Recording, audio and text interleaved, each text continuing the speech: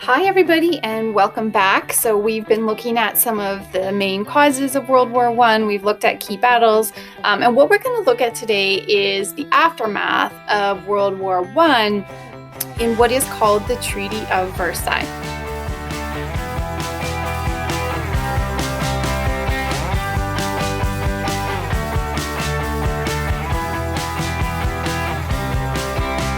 Here's our lesson objectives for the day.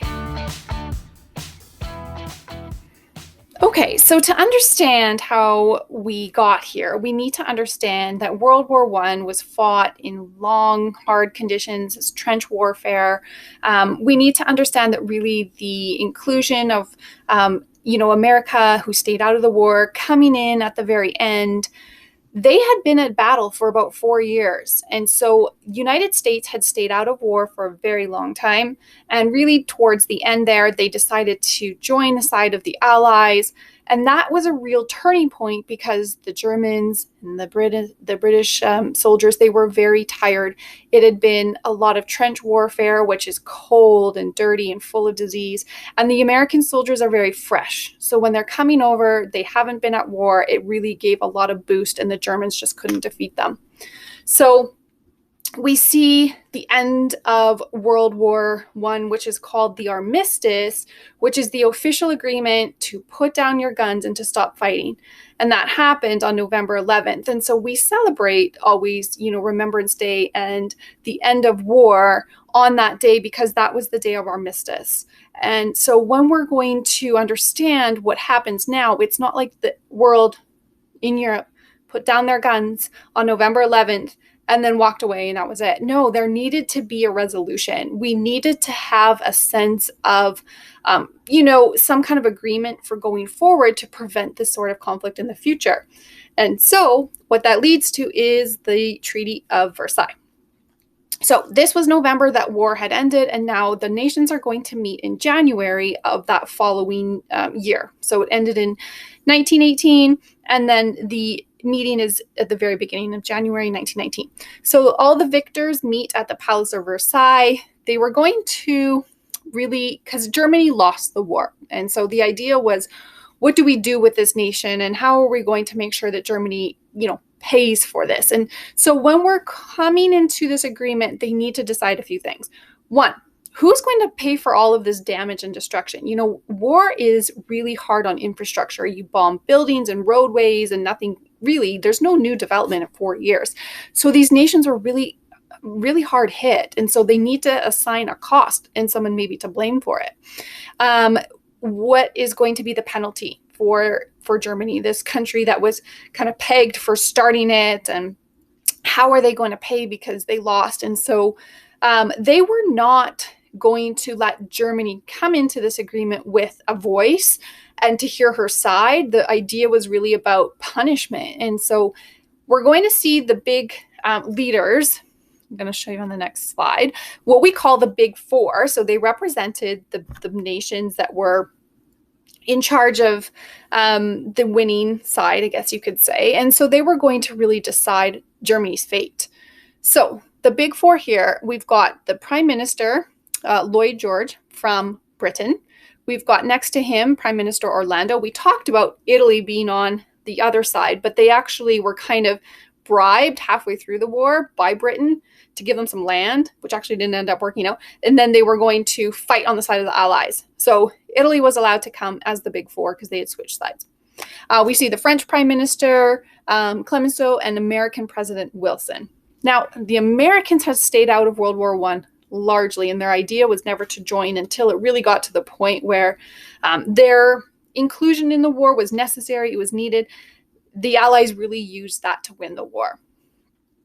Now, when we look at these four, you have to understand we have 4 countries coming in with very different experiences with Germany, different perspectives, different goals, and it's going to be it's going to be in their self-interest. So when they are asking for a certain, inclusion in the treaty, we have to understand, as we talked about in the first unit, everybody has a different perspective. And it's based on your experiences, and they have very different experiences. So when we're going to look at now, what did each 4 of them want out of the Treaty of Versailles? And to understand what they wanted is to understand their relationship with Germany and to understand it was that way because of what they went through. Okay, so when we talk about Great Britain, now you have to understand Great Britain is geographically removed from Germany. They don't share a border. Okay, so when they want to come up with a resolution for Germany, it's going to be harsh, but it's not going to be as harsh, let's say, as somebody who shares a border because they don't have that sense of proximity. And so they wanted to punish Germany, but they didn't want to completely cripple her. They didn't want to smush her into the ground so that Germany could never recover because of a few reasons. One, Germany makes a great trading partner. So they're not attached to them geographically, but they're close enough. And you want an economy that's strong enough to buy your goods and you buy the same thing.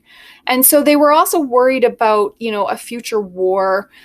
They had, of course, the threat of communism, which is why Russia kind of left the war in World War I, because they had this uprising in their own country and they had a civil war. So people were also worried not only about Germany, but there was a rise of communism in Europe, Eastern Europe. And so Britain did not want Germany to turn to communism. If they get too desperate, they could turn to communism because that's what was happening. So they wanted to kind of keep a bit of balance, but they did want money back. They wanted what's called reparations, which is a amount that Germany was going to have to pay for the war. It's basically like a financial penalty. Okay, on the other side, we see France, and she comes in with very different demands. She is looking for revenge.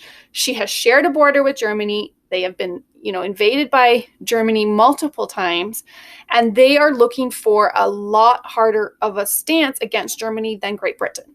So they are looking for things like reparations, taking away all of Germany's territories overseas that they had gotten through colonization, take away all of the territory gains. They wanted them to make sure they had no military. They wanted them to be monitored to make sure they couldn't just invade France. And so we see a very hard stance from the leader in France. But then we also have to understand that they have had more negative experiences through a shared border and through other reasons. And so they have a very harsh perspective on this.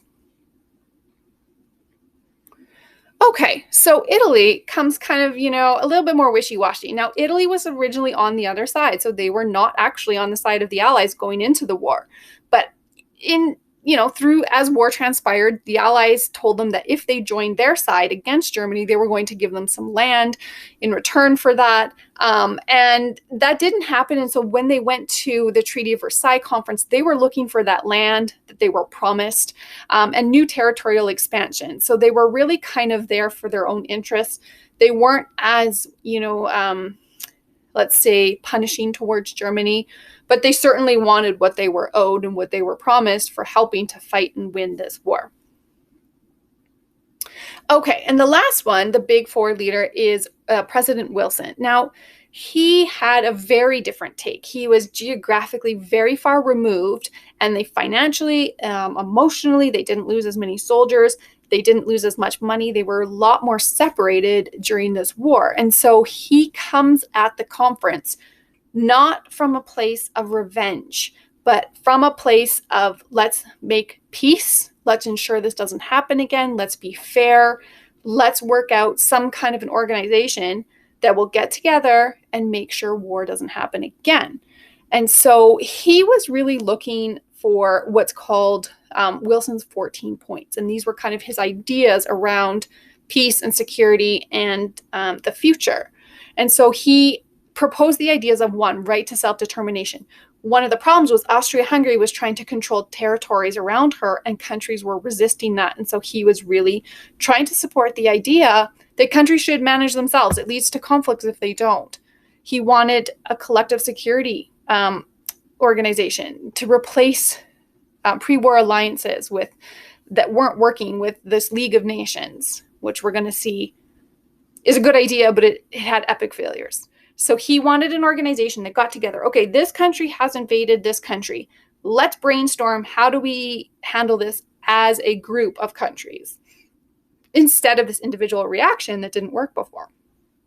And that was called the League of Nations. He wanted disarmament. He thought that they needed to weaken the military power, and that was what was leading to a lot of these conflicts. And so he wanted to make sure that Germany was going to have less ability to start another big conflict. So you could have a little military for defense should someone attack you, but the idea was to reduce the temptation, because you know what? If you build up a strong army, you're going to want to use it. There's a saying that says, don't hang out at the barbershop if you don't want a haircut. So if you're there and you've got it, you're tempted to use it. Okay. You sit chocolates on your desk, you're eventually just going to eat them. So remove that temptation, get it out of there. So that was really President Wilson's points. So these were countries coming at it from a very different response. Germany was allowed to kind of sit in at the end and not really stick up for herself, but Germany was kind of told this is what's going to happen. And these were the outcomes. Now they went back and forth and they bargained for a number of days and over weeks. This was kind of built and this is what they came up with. So the military was slashed. The number of active troops and weapons was reduced. Germany was not allowed to have more than 100,000 members of the military, soldiers. They were forced to give up rights to all foreign colonies and territories. So any land that they had acquired through colonization that was in Europe or Africa or other areas, they had to give her up. So we're going to see how this didn't really solve many of the problems, but they had to give all of that territories. They had to accept, now this was really the stinger. This was the one that was going to eventually lead into other conflicts. And they made Germany take full responsibility for the war. It was called the War Guilt Clause. It was really something that Germany had to sign that said, I am responsible for World War I. And this is going to build up a resentment, of course. And so then, having Germany admit that she started World War I, they were going to give the reparations of 269 billion marks, so equivalent to about 33 billion US dollars. They had to pay that back. And they were going to, that's going to cripple your economy. So the War Guilt Clause, and then that War Guilt Clause justified them saying, you owe the world and Europe, the people who were involved in World War I, $33 billion. Okay, there was more to it, but these were the main points. So one of President Wilson's ideas was the formation of an organization that was about collective security to try to prevent another conflict.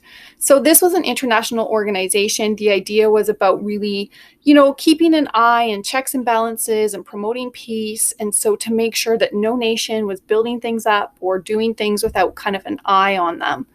So some of the members that were going to be permanent were Britain, France, Italy, Japan. And they were going to set up this situation where if somebody invaded another country, they all had to agree to all of them. So if one person said no, they couldn't do it. And they were going to have an agreement that if they were going to get involved and attack back, that they were going to talk about it first and have an agreement. It was not a bad idea, the League of Nations, and I think the idea was, it was the first time really nations had gotten out of their own shells to really even work together in some sense of a collective security. So of course, sometimes the first attempt at something is a little bit, in anything in life, it can be a little bit, full of stumbles and mistakes. But ultimately, this organization really turned out to be quite ineffectual. It was really not effective. They didn't do the things they said they were going to do. World War I decimated a lot of countries in their economy, so they went back home and they just focused on their own problems again. And so when things happened, they thought, oh, yeah, we should get involved. But they were burnt out. They were tired. Their economies were wrecked. Their infrastructure was broken. And so they didn't actually do what they said they were going to do. And there were multiple instances of, Germany tested this out. Like Germany went and tried to kind of take little areas and they weren't stopped. And so the League of Nations meant well, but it was very, very ineffectual. So this is the aftermath. Surprisingly, actually, the United States, they proposed all these ideas and they refused to ratify it. The senators back home, actually, so this was President Wilson it happened in Versailles. And they didn't really check back in with the United States. The senators and some of the people who were in politics didn't want anything to do with it. They said, let them sort it out. We're actually not going to even sign this treaty. So in the end, the United States never put their signature on the official Treaty of Versailles, interestingly enough, although they had a large part in it. And so Britain, ultimately, they went back to Britain. They dealt with their own economy. They didn't really get that much involved. As we talked about, they returned to isolationism. France was basically they shared a border. So France was the most vulnerable, of course. And Germany, so France is on edge. And we see Germany left completely financially decimated, humiliated, resentful, angry, especially that they were told and had to sign that they caused the war, and then they were going to be economically crippled. And so what we see now is this perfect situation of a war that is not settled, but it's almost starting an excuse for revenge, and very bad revenge. And we're going to see how the conditions fell apart, ultimately led to World War II, unfortunately. So this is how it's left. These are the countries and what was happening. And we have really a idea of a settlement, but we don't have a resolution. We'll see you next time. If you enjoyed this video, check out our website, online.plrd.ab.ca, and visit us on Facebook, Prairieland Online Academy. You can find out all that's going on with Prairieland Online Academy.